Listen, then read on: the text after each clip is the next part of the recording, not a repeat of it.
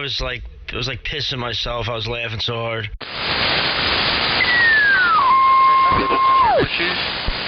W3MR.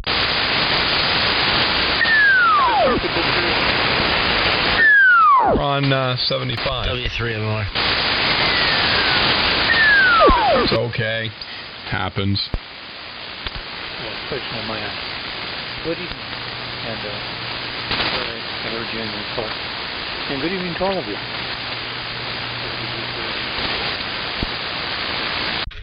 Good evening, Jorge. W3MR. Good evening, George. KC2DHU.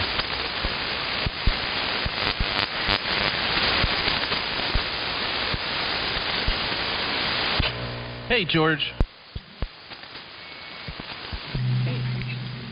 Once again, I can't hear George. Anyway, hello, George, W2PHL. You just stepped on him. And we're either here, so here you are. All of you. Quick question over the phone. Yes. Any chance I can follow up on the Isotron thing, or maybe another? Oh, tell you what. If there's no one on 85, I'll go up there and talk to you about the Isotron. Go, Ruby. Okay, guys, sorry to take you away, but I'm just terribly interested in listening to the conversation the other day. And guys, carry on. I'll probably come back and say hi again. Thank you all. WB2HJJ. They won't miss us. See up 10. 73. Make sure you check into the prenet. Jesus, Phil. Strong. It's because I ate my lava sauce. Yeah, man. Shoot. I'll be honest with you. If they still had it, I'd still be eating it. Boy, you need so much toilet paper. Nah, toilet paper's for poo nannies. Toilet paper's for poo nannies. You guys mount tires where you work, Perry? Oh, yes. Yes, we do. Do you have the brush, or do you have that, like, terry cloth swab for the tire lube? Now, we have, like, the terry cloth, you know, stuff, and we got the rubber lube in the container that's on the I guess the, you know, the tank, the air tank of the tire machine. I had to pull one of those, you know, because the handles get all bent up. I had to pull one of those new ones out of our supply room today. And I got to thinking, run out of toilet paper in a pinch. Dude, that thing will clean you up nice. And then all you gotta do is rinse it out. Kicking around, so I never really use it. I use Simple Green with spray bottle. Yeah. I swear those things brand new. I never used. What the hell was going on up on 3885? Did you guys see that? I just looked away. I'm talking to Connor. He's putting the antenna up. That exact, What's all this noise, Perry? What noise? I was listening wide before. It was nice. Now I'm gonna have to yellify my receiver. Clark's getting in there. Not that he's super wide, but I'm listening. I can't listen wide anymore. Dang it. Hey, you should put up a post on QRZ about AM bandwidth. That needs to be discussed. Been there, done that. Oh my God. Well, I don't know. It's not that bad. It's just I was listening at like 20K, you know. Can't do that anymore. It was really nice too. It was great to be able to do that for a minute. Only time I can listen to 20K is if I have my AGC up real high. So the background hiss is down, because like the treble from all that all them high frequencies that it's picking up, and the static is just way too much. You know, anything wider than 12 kc for me just drives me absolutely out of my mind. Yeah, I was running 6 wide last night on 3910 Swamp Bucket. I'm exactly the opposite, Perry. My ear works. If I don't hear those highs, it screws me up. Yeah, I kind of agree. Jim, his signal's a little light by me, but he's got a lot of high end, and I got the receiver wide open. And Jim, you sound great with that little Harvey Wells. Okay, thanks. Yeah, I'm not going to add some more low end to it, I guess. On the Joe Meek thing, break it in, or low end to it, but I didn't take advantage of that. Yeah, no, I'm listening to 16 right now on 390. And, you know, money out there, but I start backing it down. Nice to listen to 16 wide.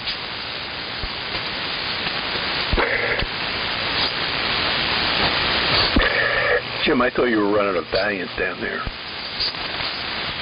No, I think I was running that like last week. Then I decided to run the Harvey Wells until it lost grid drive, and then I farted around with it until I fixed it and put it back there. But this one, it's kind of like it's got a redneck modulator on it. Redneck modulators are where it's at. Hey, Billy, you got the going on in the background. What? You got some 60 cycle going on in the background. I didn't get that time either. You got a hum. Oh, Yeah, what should I do about it? What should I do about it? Turn it up even more, man. What the hell? It sounds like power. That's what I would do. Well, no, he said I have a hum, but that can't be it. What do I do? You definitely have a hum. Well, what do I do now? Ask for help on one of those AM forums.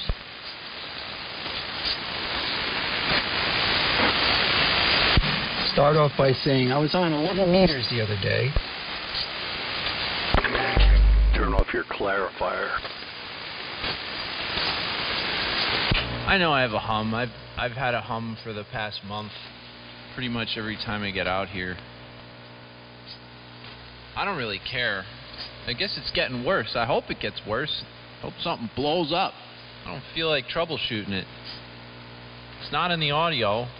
I disconnect my modulator, unplug it from the wall, you know, completely isolate it. The hum's still there. So, I don't know.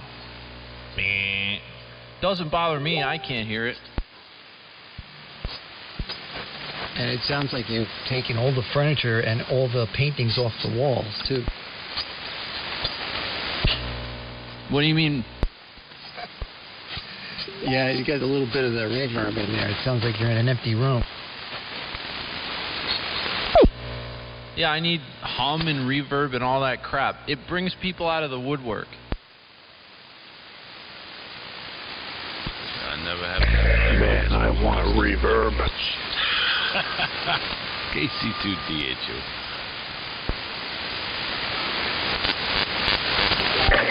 W2ENY. Ah, yes, the Boston Buzzy. Well, it's good some things aren't quarantined. Anyway, W2PHO. I'm going to get something to eat. Ice hungry. See you guys later. Enjoy it. Manja, enjoy. KC2DHU. Yeah, I got chicken soup on upstairs. We had chicken yesterday. I made a soup last night. Put it on the heater today and just dumped in the noodles. So I'm going to be out of here in a little bit anyway. W2ENY.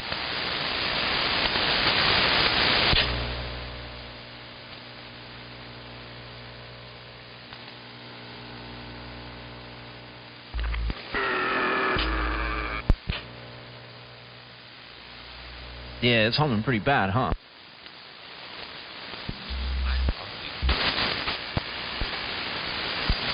I wouldn't call it bad, but it's there. Billy, what are you using for audio chain into MIN? I've got some. It's all digital stuff. It's all DSP. Wheatstone channel strip and some Behringer reverb unit. You're not using anything in the Viking? No, not at all. There's not even a pair of 807s in the Viking. Oh, okay. Just curious. This is all 100% Viking. Yeah, what he's saying, Art, is he's externally modulating it. He's got an external modulator that allows him to sound like a Class E rig. Okay. This is ham radio. I don't bother with all that stuff. I could tell. Oh my.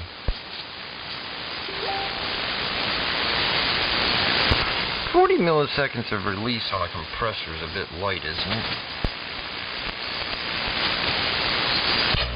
Depends what you're doing. Are you mixing a vocal, a snare drum, or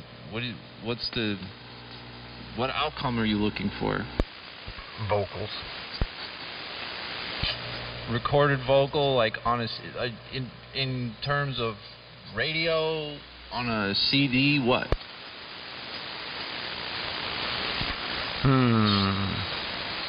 Just general settings for vocals.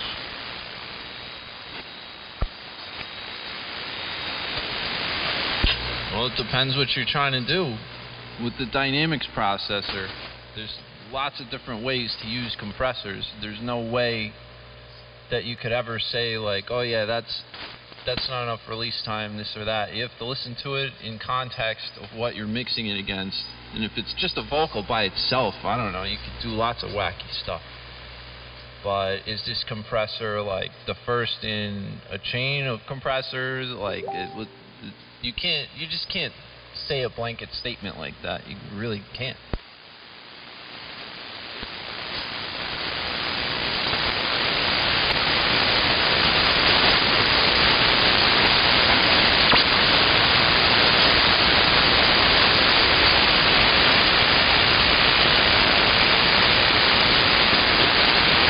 My audio chain is really, really simple.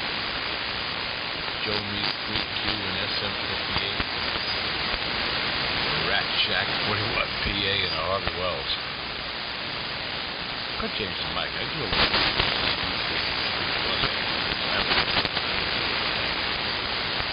but yeah, it's not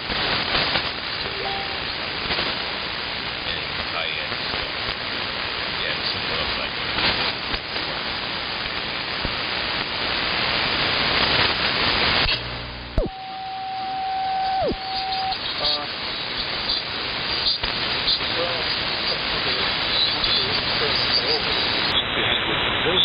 A Crown audio amplifier with a 4-ohm output as a modulator, using a pair of toroidal power transformers made by a company called Antec in series. The first one is turned around backwards. I'm feeding the 55-volt primary with the 4-ohm output of the amplifier. Then the 115-volt primary, which is now secondary, because remember this is turned around backwards, feeds the second transformer primary, 115-volt, and then the output of that is secondary of that is two 800-volt windings, which I put in series for a 55 to 1600-volt transformer, which is approximately a 30-to-1 turns ratio, pretty much spot on what you need for this Viking 2, running at the plate voltage and current that I usually run at. So that has a DC blocking cap, feeds through multiple Heising reactors in parallel with some other 3-diode stuff right into the 6146s, which want to see approximately 3,000 ohms modulating impedance. And it works because the toroidal transformers are overbuilt, they kick ass, the leakage reactance is super low, and you can get away with murder. This is W2BTK New Jersey on Montana Mountain in response to N2MIN. All right, very good. I heard you, Connor. Project. I think I'll keep mine the way it is. I don't know. It's just a radio. I'm not going to modify it any further than what I did. I already changed the interstage transformer, solid-stated the screens on the 807s. And did a little power supply work on this thing and whatnot. Good enough for me. Hold on, Connor, you out there? Yes, sir. Are you running the amplifier? No, sir. I can hear you.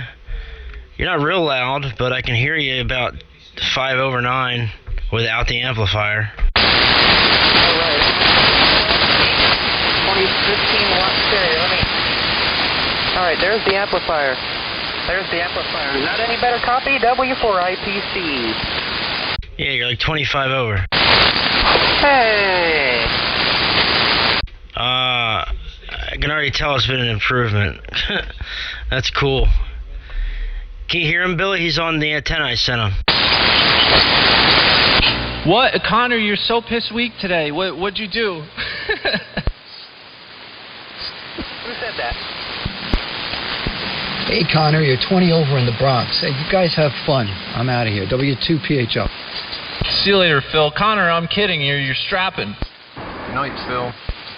I better be Billy. You're 40 over. Especially when you turn the amp on there. I'm hearing you pretty well. That was a little bit of a double, but Jim's hearing you up in Tompkins Cove, New York. We're all hearing you good, Connor. That antenna, halfway dipole, cover 80 meters at 70 feet is much better than your G5RV. Well, let's put it that way. This is great news. This is great news. Yeah, and I'm noticing this thing pulling in signals a heck of a lot better than the other antenna did. One thing. There goes. Somewhere you were told that before. There goes wires X. There goes wires X clicking away. RFI, love it. But it does have more selective fading, but once I get the flex and synchronous AM, that should help that. That's good, Connor. It should work both ways like that. You better transmit and better receive at the same time. Your signal is right in there with everybody else that we usually talk to. SNR is about 59, 60 dB, meaning that you're about 59 or 60 dB louder than the average noise floor coming into my receiver, that's where everyone is. So, welcome to having a signal. Everybody's hearing you. I guess the real test is if Timmy can hear me. Dude, sometimes he can't hear me where I'm at till it gets a little later, but I bet you Timmy will be able to hear you now. I won't have to be called a piss weaker as much. Where is Connor at? He's in Southern Virginia. He's in Chesapeake. If you know where Virginia Beach is, he's pretty much right outside Virginia Beach. Oh, okay. Just curious. I got him about 10 over here. Did you hear Art, Connor? I said he's about the same here. Okay. Yeah, Art. Connor's 17, and he's accomplished more in ham radio than probably 3/4 of us on frequency right now. Very good. Yeah, he's a good kid. I just sent him a half-wave dipole cut for the AM window there, cut for 3885, so... He was using a G5RV, but we figured I wasn't doing nothing with it. It was just sitting outside. I figured I'd send it to him, so... There you go, Connor. Congratulations. And you can see it on the live stream. Go back and check it later if you want. It's definitely working good, man. W3MMR. Yeah, just for ha-has, guys, K1 KBW, Connor's almost 10 dB stronger than he was before. That's good to hear. That's good to hear. Let's see. Perry is 25 to 30 over here. And so this antenna is about 70 feet up at the peak. It's actually on the same rope as my G5RV, but it's about 10 foot higher up on the rope because that's just temporary until I can get another line shot up. The one leg of it is at, I'd say it's about 30 feet in the air, and the other leg is only 10 feet. That one leg is going to be temporary. I need to go out there tomorrow and maybe cut some tree limbs and stuff. But they both touch a whole lot of tree limbs, but I mean, seems to work for me. W for IPC. Yeah, well, you're 25 over here into Connecticut, Connor. A much improved signal. So, yeah, G5RVs, they're okay for beginners, but can't beat a regular sized dipole. So, yeah, you're doing good. K1 KBW. Yeah, well, that was my first antenna.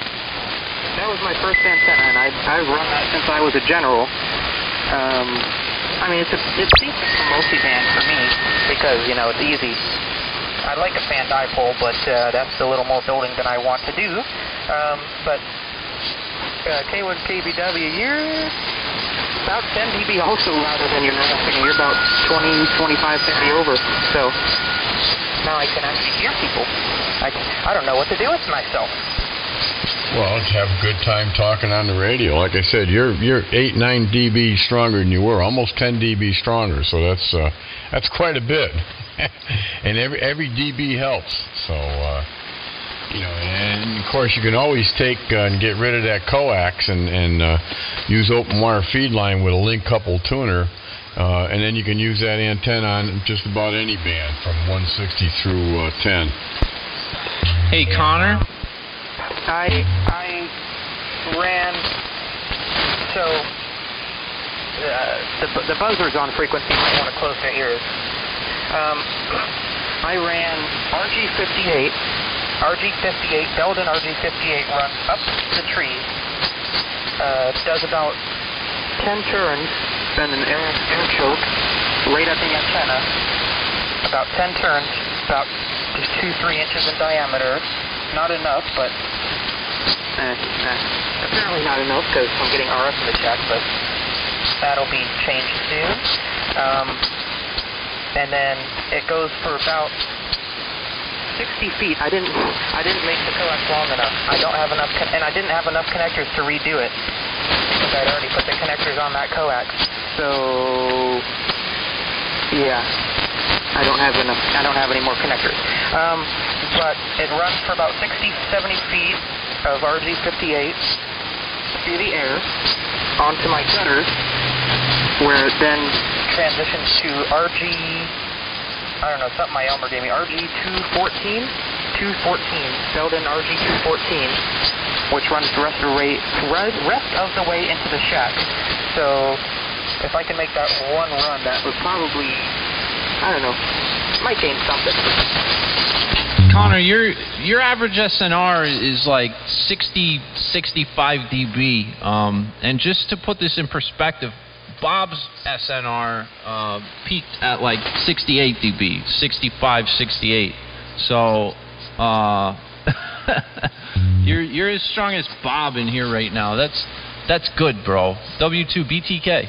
I can hear him now. The only thing that difference that if you get rid of the coax and use open wire feed line and a tuner, is it's just going to let you use that antenna on almost any band, and maybe give you a couple of dB more. But the biggest thing is you'll be able. I would imagine it would work through 10 meters with a single antenna. That's what I do here.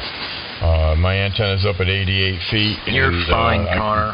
I got a link couple tuner with homemade open wire feed line, and I can run this antenna from 160 through 10 meters. Yeah, well, right now my goal is going to be, I have more RG58. I've got 1,000 feet of it that Lord knows where the heck I got that. I have 1,000 feet of RG58. My plan is to somehow get two more connectors, 2 more PL259s, and run enough of that coax and measure before I cut it do that, then make it all one run, because I don't know, it's kind of janky running, connecting two coaxes together. I don't know, I don't like that. But Dad seems to like it. It's pretty invisible, so hey, what can you complain, right? And the SWR right now is about, right here it's about 1.7 to 1. 1.7 to 1. Not perfect, needs some tweaking, but a project for tomorrow, W4IPC. God, I can hear him now. Connor, you're high. Yeah. That's why I run open wire feed line. My SWR is 0. Shut the hell up, Bob. 1.1 to 1, no matter where I am. So that's a good thing about having an open wire feed line. But all your signals come off the antenna. Stop being so mean. Yeah, running two different coaxes, and even our you just strapped him, Connor. Frequencies doesn't make that much of a difference. I go see what Clark's doing. 13, and I don't see any difference between that and the 58. At these frequencies. Now, when you get up around 10 meters and higher, yeah, that makes a big difference. Anyway, let me shut up for a minute. Let the rest of the guys get back in here. K1 KBW. You're fine, Connor. Just keep on trucking the way you are. Yeah, it's about 20 dB stronger up here now. I can hear him. Nice work. Yeah, Connor, you're Be stronger here, Chris. Yeah, Connor, let me make sure I got it. Yeah, you're solid 25, 30 over right now. I mean, before you may have peaked at 25 or 30 over, just like for a split second, and then went back down to about 5 over 9, 10 over 9. Well, you've seen the live feeds. You'll see where you're at tonight. I mean, you're solid in there, right up there with everybody. And obviously, everybody up there is just saying the same thing. So, hats off, buddy. You got a signal, and you're up there with the rest of them. So, I'm glad everything worked out for you. And you were able to get some use out of that antenna because it wasn't doing anything here but sitting in the yard. So, makes me happy. Well, it's going to get used every night, Perry. Can't wait till that freaking Flex gets here. I'll have a signal and audio. Look at that. I need to get boxes. I still need to get boxes to ship those radios off. I have 3 radios to ship off. The FT1000, the other FT1000, and this radio, the 7300. And I'm trading that for a Flex 6400 and Maestro. So the sooner those get out of here, the Flex will get in here. But my main concern with this Belden coax is I looked at the data sheet for it, and it didn't give power. It gave RF voltage, but it didn't give RF voltage per frequency, which I thought was odd that it had one voltage rating for all the frequencies, which was odd to me. It was like 500, 600 watts, so I don't know. It might melt. I'm watching the power meter here. Watching the SWR. I don't know. Whatever it does, it'll be eventful. But hey, it's working. And hey, this is a buzzer transmission, W4IPC. Yeah, Connor, you won't melt that RG58 running an amplifier. On this band, the heating gets much worse as you go higher, 15 meters, 10 meters. Down here, you shouldn't have any problems with it heating up. That's right. Did you say you're getting a Flex, Connor? Yeah. Okay, well, listen, when you get the Flex and you get it set up and you get it working, make sure you go to W1AEX's website and set all your in your leveler, set all the audio modifications according to him, because if you don't, it's not going to sound good. You go to W1AEX's website, you set like 3 or 4 things you got to set in the leveler, and that Flex will sound like $1 million. Yeah. I need to well, my next thing is I need to get a better microphone. The PR40 met a dismal end. Yeah, I don't want to talk about it. And this microphone is a P51, not a P51 Mustang, but a Fender P51. About the cheapest piece of junk I could find at the local Goodwill store. And so I really need Oh yeah, and if I jiggle the XLR, it loses connection and I don't get audio too. And I need to get a new mixer because my mixer is on its very last leg. And yeah, so once we get that, shoot, we'll be sounding like Billy. W4IPC. Yeah, you'll sound great. Yep, and you don't need a whole heck of a lot for a microphone as long as you get that flex set up right, and you'll sound like it'll be as good as a Class E rig. You'll sound as good as I do, and any of the other guys running the Anons or the E rigs. Anyway, let me shut up for a minute, and I'll be on the side listening. K1KBW. WA1STH. Good evening. Hi, Steve. Go ahead. Yeah, not a lot to say. Just listening to you guys while I was doing some other things here. Thought I'd drop in and say hello. So, hello to everybody. I hear Brian, Billy, Perry. I heard Chris and you, Bob, and new guy. So, WA1STH. Kind of listening. Hello, Steve. Sounding good down here in Pennsylvania. And that's Connor, W4IPC. Officially the youngest AM operator probably in the country. At 17, so he's a cool kid. And he's he's definitely not a noob, but he's just new to AM. W3MMR. At W4, I pick cotton. Smart kid, I can tell that. He's buying a Flex. It's W4, I pick cotton. Billy goes W4, I piss champagne. I piss cocaine. No, it's W4, I prefer carrier. I like that. That's a lot cleaner. Okay, well, welcome. And good luck with your Flex. I don't know which one you got. What did you buy? Well, since I'm 17, I don't know. I really, I'm a con artist of the century. I mean, if you need, I should be a politician, okay? I conned Flex Radio so hard to trade me all that stuff for these radios that aren't worth crap. I got a 6400 and a Maestro and a tuner and a couple little extra things I wanted. And so they worked me a hell of a deal. Oh, very good. Well, you'll enjoy the 6400. Bob, I think, misunderstood you. I think he thought you were getting a 5000. W1AEX's website is set up for Power STR. There's really not much setup to do with a radio that runs Smart STR, so turn the carrier level up all the way, set everything up the way you want it, use the EQ, and you'll be all set. Well, I can't run the carrier level all the way up. This amplifier only likes like 13 watts of drive to get to where it won't explode, but man, we got a dummy load. That's what they're for. Well, you'll be turning the carrier level all the way up, which is different than the power level. So if you're going to drive an amplifier, you'll then set the power output of the radio up with the power level slider, but you'll get familiar with it.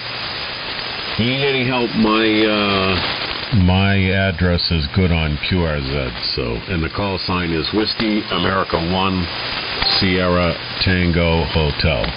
I've had a 5000, a 6300, a 6500, a 6400, and now I'm running a 6600. Got more Flexes than the Flex Factory. Well, they came and went. I had two at a time here, but now I just run the 6600s.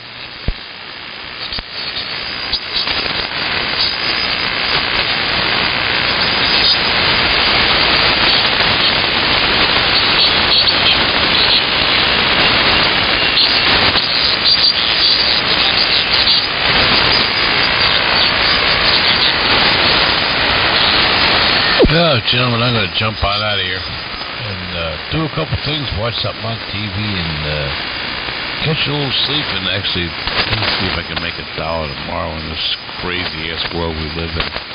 KC2DHU will bury 7-3 to all. 7-3s, Jim. I didn't even know you were in here. 7-3s, Jim K. 1 KBW. Yeah, Bob and Steve. Yeah, no, Steve, I was in here. I was yapping flapping my gums for about an hour and a half, 2 hours. Just got to do a couple of things now. Have a good evening, guys. Yeah, see you, Jim. Good hearing you. And good to hear you back on W3MMR. Perry. Hello, Chris. Hey, yeah, W2JBL. I've been lurking for a while. I was listening to you guys before. You were talking about the toilet paper shortage and this and that and the other thing, and the subject of the maxi pad, the wipe for the tire machine, the lube. I never even knew there was a specific lube for that, man. I mounted my tires for years down at my friend's taxi garage. All he ever used for that shit was used ATF. Oh yeah, there's this special rubber lube that they make. Well, there's actually two different things that they make. They make a liquid rubber lube, and then they make a paste. Comes in a little, looks like a mini 5-gallon bucket. You know, it's probably like a quart, 2 quarts maybe, and it's like this hard block of paste, and you put a little water on there, and you take a hard brush and you brush it around, and you brush around the bead of the tire. But I don't like that stuff. I prefer the rubber lube. Or if you don't have rubber lube, I've used, dish soap, like Dial dish soap, concentrated Dial mixed with water. That works. Unless you're doing really low profile tires or big, tires with big rims and big wheels, you can really use anything. But when it comes to them run flats and low profile tires and such, man, it's real easy to screw them up if you don't have the right stuff. Yeah, I learn something every day. I never knew there was an actual compound for that. I've seen guys use dish soap, all sorts of stuff, but Taxi Dave swore by used ATF from his cabs, and we're not mounting no high performance with that. It's cop car wheels and tires, Crown Vic wheels and tires, and it's big heavy stuff, so it was never that critical. I just thought it was interesting. I'd never heard of that before. Yep. There's the paste that Perry's talking about. It's a vegetable paste, and then there's a concentrate called Murphy's soap. It's real. It's almost like snot that you mix with water. And then the liquid. We shifted over to the liquid. We buy it in gallon jugs now. It's just easier to store and easier to use to service with the machines and everything. I don't know if I'd use ATF, Chris. I'd use Palmolive or dishwashing soap, something like that, liquid soap, a little bit of water, and just rub that around. Yeah, well, I'm not mounting my own tires anymore. That ended not a long time ago. It's just that guy is 60, 70 miles from here now, 60 miles. So, I'm not getting down there anymore. I gotta pay the locals to do it. But anyway, it was just interesting listening before. I was going to say. Blue stink up here. We had probably 70-mile-an-hour winds today. I was out tussling with my open wire line after the storm was over an hour or so ago. It got twisted up pretty bad. I had fun straightening that stuff out. Yeah, they were screaming doom and gloom down here, but we never saw it. We might have seen 35 max, but for a gust. Some heavy rain, a couple claps of thunders, but other than that, it was a non-event. Yeah, we got it pretty good. That's close to the highest winds I've seen up here. Not a lot of rain. Wasn't all that bad. I didn't go out today. Just hung out on 20-meter sideband and fired up the 811 rig. It was a dud here too, Brian. Yeah, I got off there with you guys, Perry, last night and went in and laid down and watched. I caught the 11 o'clock news, and I caught it in such a way that I guess somebody must have had something running a little late because I was able to catch it on all three networks, ABC, NBC, and CBS, and dude, one of them was 50 mile an hour, the other one was 60 mile an hour, and the last one was 70 mile an hour plus. Well, it was here, and as you guys know, I'm inland quite a ways. I don't know what happened out, on the coast in New York City or whatever, but it was power went out a couple of times. Some big trees came down in the woods behind the house here. I had a tree come down blocking the road, blocked the UPS truck that was coming to make a pickup here. UPS actually called me on the phone and said, the driver's stuck down the road from you. He's got a tree down. I said, all right, I'll meet him. So I threw the stuff for pickup into my Jeep, drove down the hill, drove over the remnants of the tree, and met the UPS guy. He was shocked.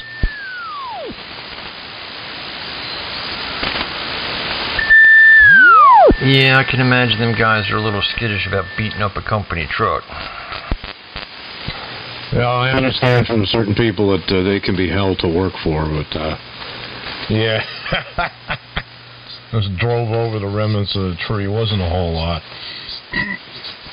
So after that, I said, God damn, I got to make a beer run. So I went down to the convenience store, got 12-pack, and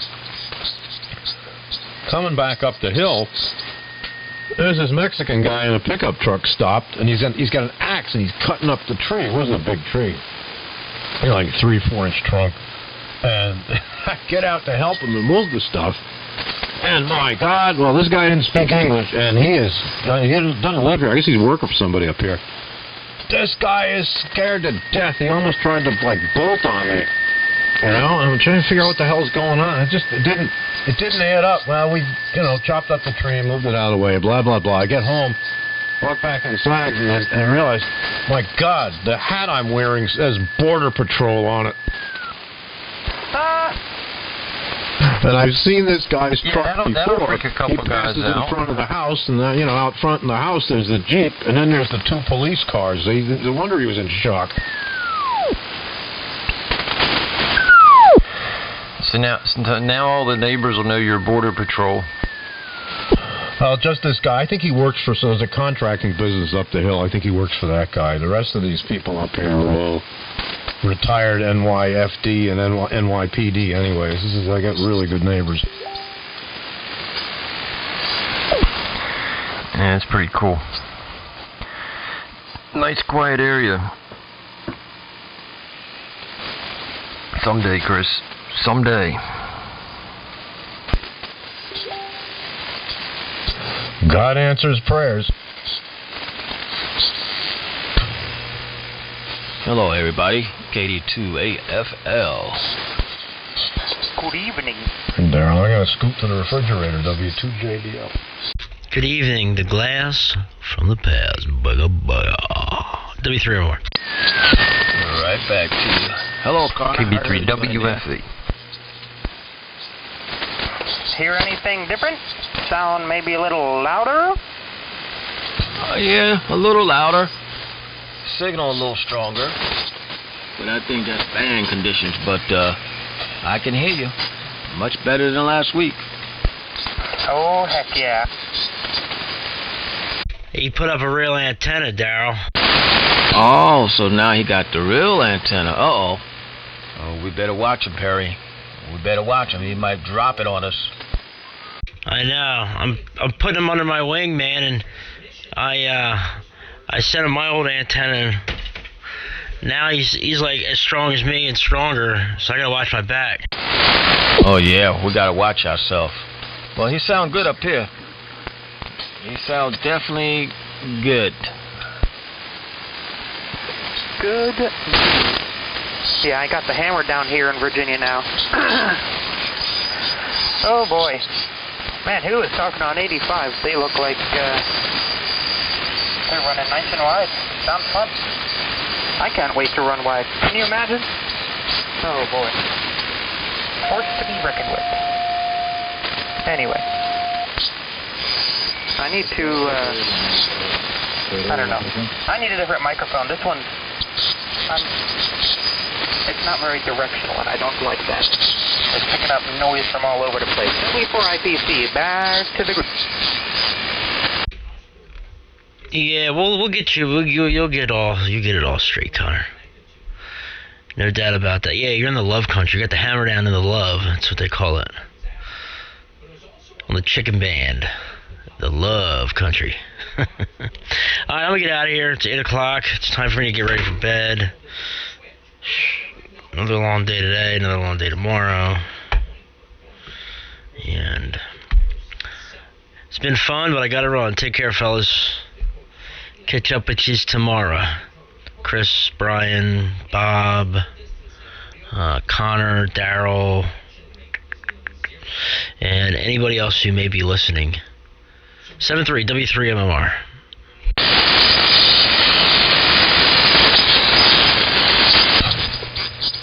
All right, Perry, no problem. I'll be right behind you, too, so I'm going to get out of here, too.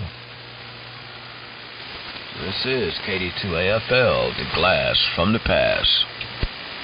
73, Perry. 74. Wow, that was a weird WW4IQ2.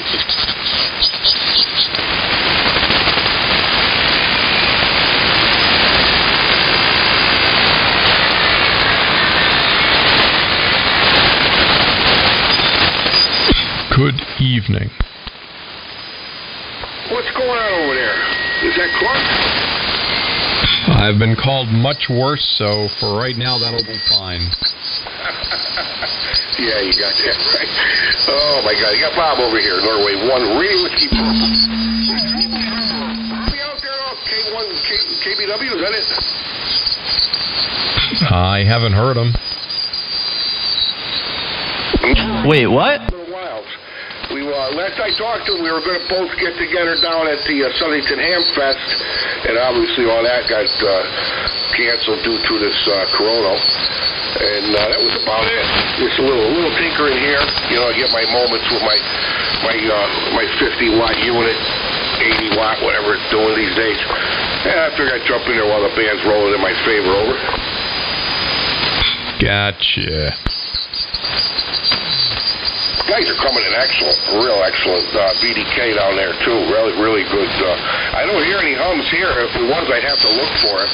Real clean sounding. And I know you guys are running the transmitter stuff there for sure. Sounds excellent. I'm running a 1950s commercially made ham radio. It's a Johnson Viking 2. Nice, yeah. I still kick myself in the rear end, and Tim said it to me about, I don't know, 3-4 years ago. I lost a friend over here, Silent Key now, and, he had a lot of those. And the wife says to me, why don't you just take, I said, this does work for money. Real. Roger that. And during the daytime in the summer, everybody's outside doing stuff, warm weather, but the best time of that. I packed it up, and I sent to National. It was a national receiver, but it had problems. It wasn't right, and I wound up parting it out for something else.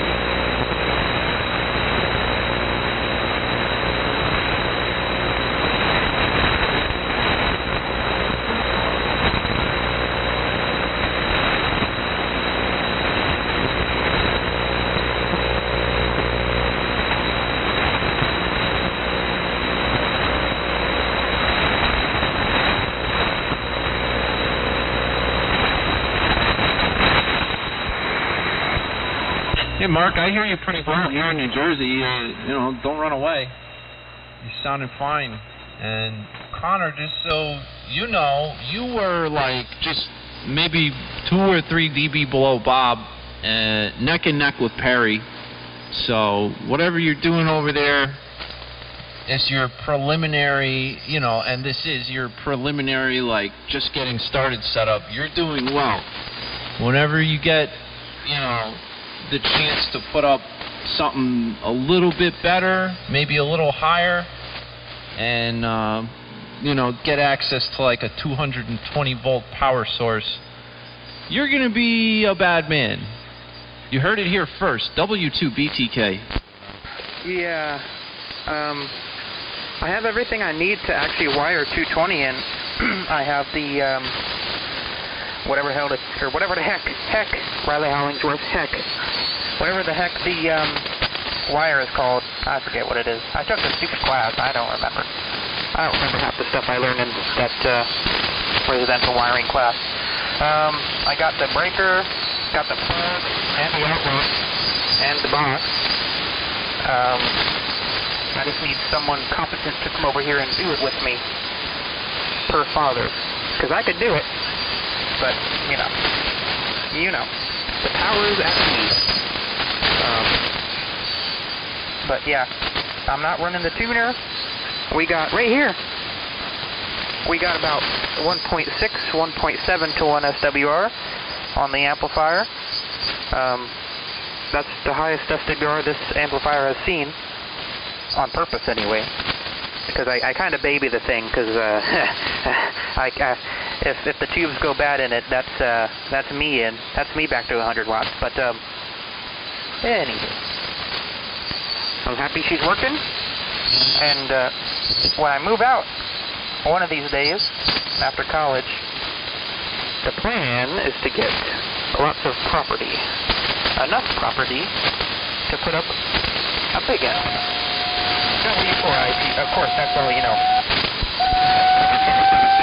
W4IP. And don't forget big trees, really tall trees. Yeah, that is important.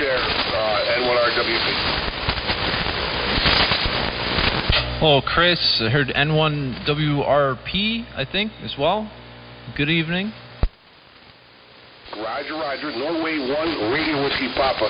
Yeah, the gentleman down there, I thought he said Ohio. Yeah, I got him in here about, 10 over. He's making a trip. Hear that, Connor? Heck yeah.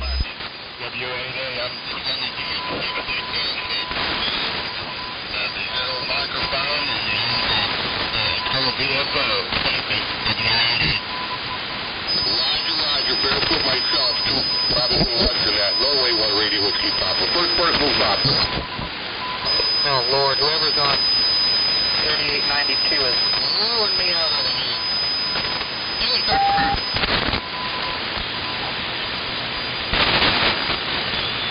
So I had to notch the carriers firing up less than 5 kc away from an ongoing AM QSO. Brilliant. Welcome to the window. Hey, Mark, W08A, good to hear you in there again on the DX60. You're making it to New York. We're a good signal tonight, W2JBL. W2JBL, W08A. This frequency in use? Yes, it is. Appreciate it. W08A. You got to have a good antenna on that thing.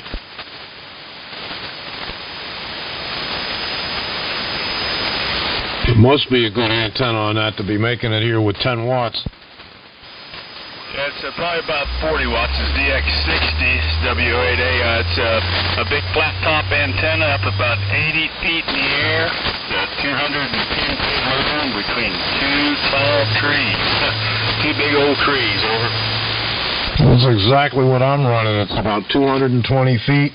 The ends are up at 100 feet. The feed point's at about 70, and it's filled with 4-inch spaced open wire line to a Johnson kilowatt matchbox. Yeah, all out in the clear. It's the way to go.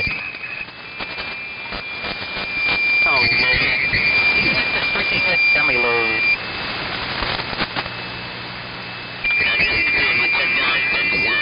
The the SSV area. We're about to start it. Appreciate it. And I'll take a stand by a lot of people tuning up, and I'm just a weakling. W8A, I'm listening.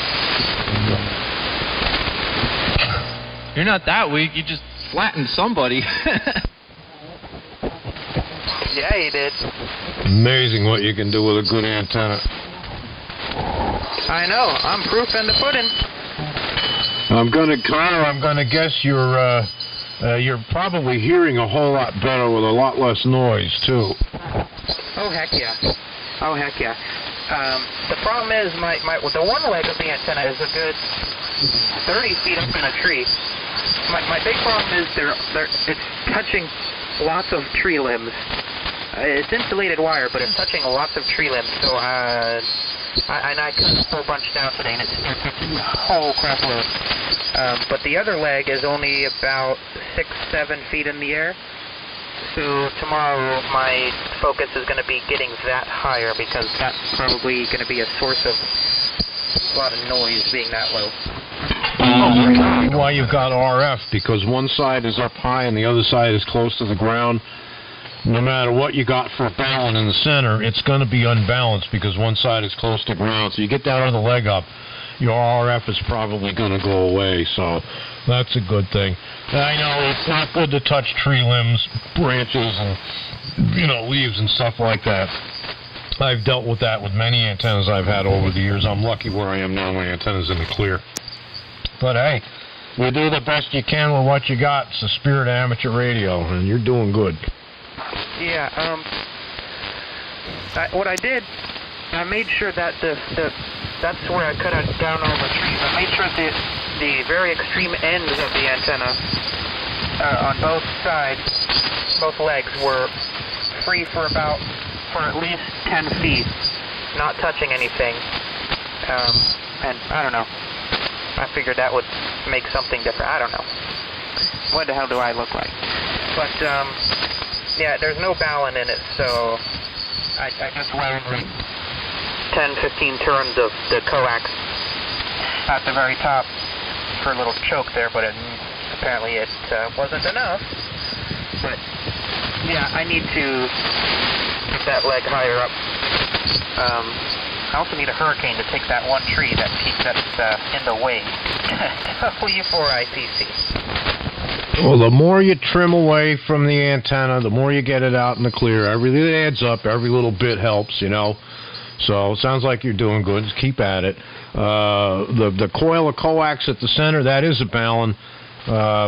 You want to have 5 or 6 or 8 turns, like you said, but in a bigger diameter. Let's say maybe 6 or 8 inches in diameter. That adds a lot of inductance to it, so that'll work out a little bit better if you can. Is your email address good on QRZ? Yeah, I'm good on QRZ. Yeah, it's only like 3 inches in diameter, and I think everybody coming together. I think time we made it back home. They told us it had hit. Well, one step at a time. The thought was there, so we was eating yesterday. We made it home. Time we made it back home. Tremendous difference up there. They told us it had hit. This W2JBR. Yeah, the second I got it up in the air, that church is gone. I thought to myself that I should have put more turns on it and made it bigger, but yeah, that's working. Somewhat. W4IPC, back to the group, so I do not transmit over everybody and give everybody a chance. W4IPC. Yeah, one last comment. When I was I started, I was a little bit younger than you. When I was 15. Connor, that thing is, you're going to have a lot more signal once you get that thing off the air, in the air. At that point, I went from a barefoot DX60 at about 10 watts and a 75-foot end-fed wire or a homebrew tuner. That wire was only about 30 feet off the ground. I went from that to a 160-meter dipole at 80 feet fed with open wire line that I made along with my friends. And, oh boy, I was only running 100 watts, but man, I arrived I arrived at that point, and I was the teenager in the AM group at that point. You know, at least I arrived with a signal at that point. I'd been around for years before that, but man, putting up that antenna was a big deal. I feel what you're doing, what you're going through. Yeah, that's when I modulate, my carrier drops down. Lovely. Oh well, it's working. I'm only running about 125 watts of carrier, so hey, she's doing good. She's doing good. And yeah, I heard you in there too, Billy. I need to get that other end up. I really do. The problem is there's no trees in my yard that would be in the perfect spot. They're either too far away from the center or too close to the center. Too far away being in someone else's yard. So I do not know. That's going to be a problem to figure out tomorrow. Tyler, is your shack on the first floor or the second floor? It's on the second floor. That's if you look at my house on Google Maps, it's the room over the garage is my shack. So I pretty much could not get any further from my antenna. So how are you grounding the station? You don't want to know. You're always going to fight RF. Well, my amplifier is grounded to the power plug. My power supply is grounded to its power plug. That's the extent of this station being connected to ground. Well, you and I have had several emails back and forth, so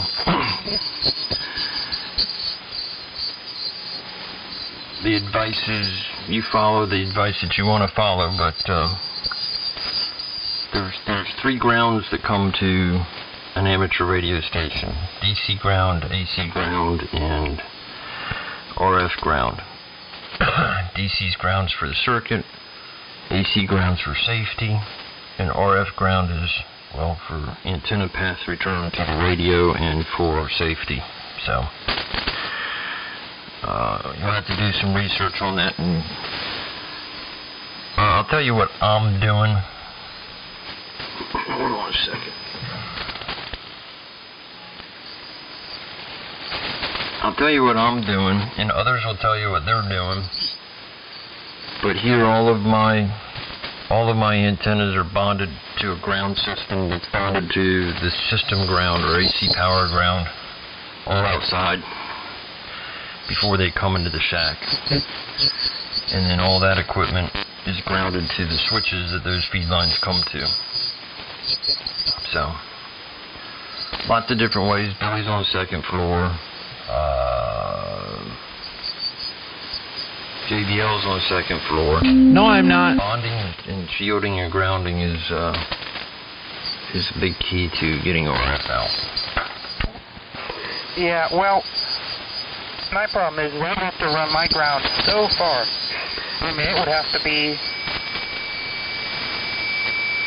the ground wire itself would have to be a good 50 to 70 feet long just to get out to the ground. So I don't know what that would do, if it would decide to resonate somewhere or what it would do. But also, I've had the problem of a father going, "What the heck do you need a ground for?" Yeah. I've made attempts at practicing ground rods. W4IPC. Yeah, there's lots of ways of doing it, and running a ground wire out that long would definitely be begging for resonance and probably make the issues worse,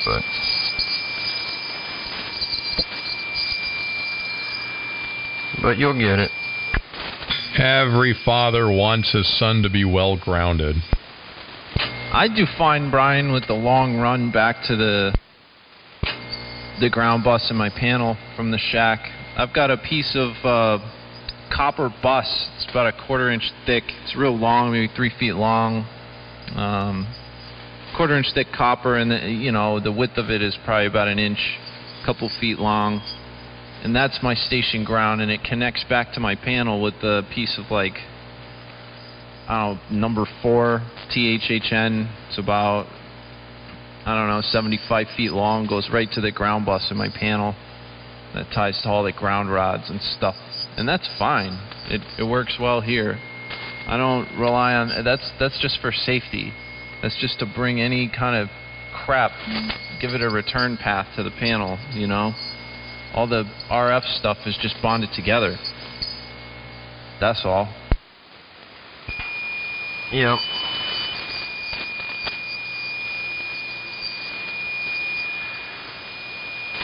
Lots of different theories and discussions and thousands of pages of white papers and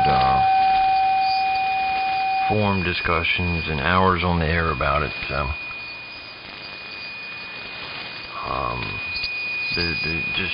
I remember that RF is an AC signal. It has a positive attribute and a negative attribute.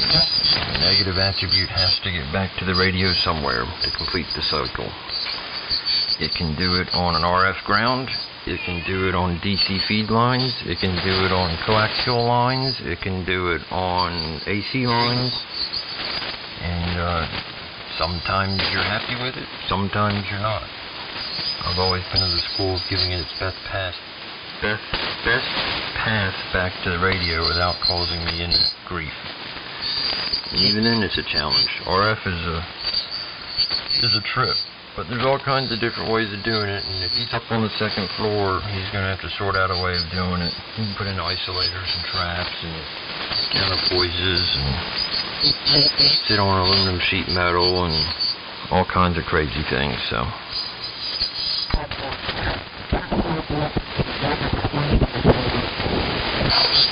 Man, the people on 3892 are splattering more than a bacon on a pan. And, I don't know, you'd swear it was a full moon or something. There's more frequency than in the freaking ocean. I don't know. We got a notch filter, don't we, for IPC?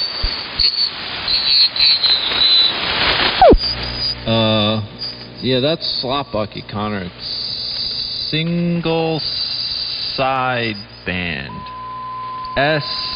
SSB is what that is. Yeah, he's probably overdriving his amplifier by at least a magnitude of 5. It's sideband and they're, 7 kcs up? You should be able to filter them out. Well, he's splattering down to 38 to 87. Just think how nice it'll be when you get that badass Flex 6400. Heck to the yes. I got the sideband, the asymmetric filter pulled in, so my upper sideband is basically shut down. I'm only listening to about 2.5K of audio on my upper sideband. It's all coming in on the lower one. You're on the 7300, Connor. Shift that IF shift down.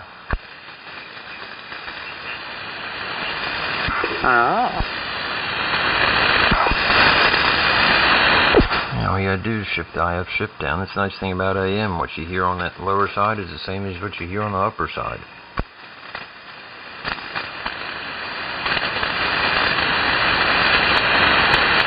It's called receiver battle mode. It's called knowing how to operate your equipment. Well, unfortunately, I'm a little special. Not directed at you, Billy, or not directed at you, Connor. It goes back to a conversation Billy and I were having about AM operators earlier. They tend to be more technically involved on how stuff works. Well, let's just say, until I go to college, real college for electrical engineering, at this moment I am an appliance operator for the most part. Well, the nice thing about operating amateur radio is a lot of what you learn in college, you can apply the theories in your hobby.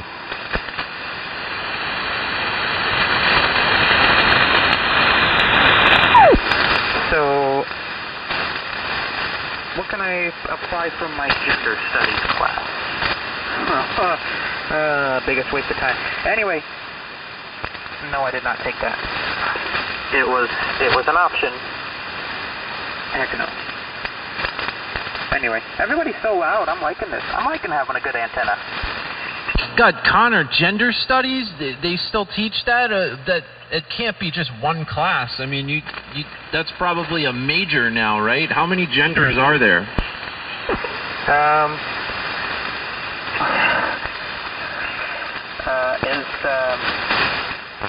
Well, there's one, and then there's a dishwasher. Okay, that was... Anyway, well, yes, they still teach that class. Yes, it's still a waste of time. I bet there's 5, Billy. There's like 10,000 apparently, according to most of these kids. If you want to identify as a tugboat, like, you're good. That's a gender now.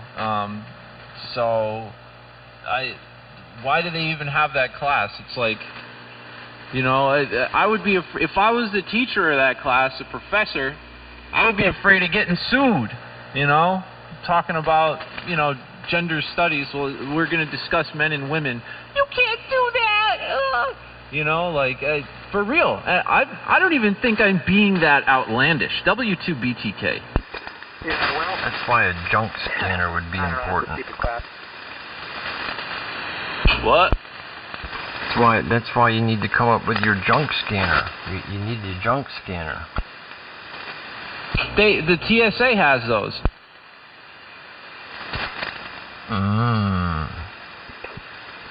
Didn't know that you had already built and shipped product. And they cause cancer. Yeah, you know, like when you go to the airport and they take pictures of your wee-wee. They've been doing that for a while. Your teachers don't do that? No, at the airport. When you want to fly home for Thanksgiving, you know, they look at your pee-pee, the TSA agents, to make sure that, you know, they can see your pee-pee. No, they run you through the microwave to try to sterilize those who should not be reproducing. Look at this 1%er flying on airplanes. Clark flies me out wherever I need to go. I secretly, you know, fix all his stuff for him, and he buys me airplane tickets when I need to travel. Or better yet, fly them myself.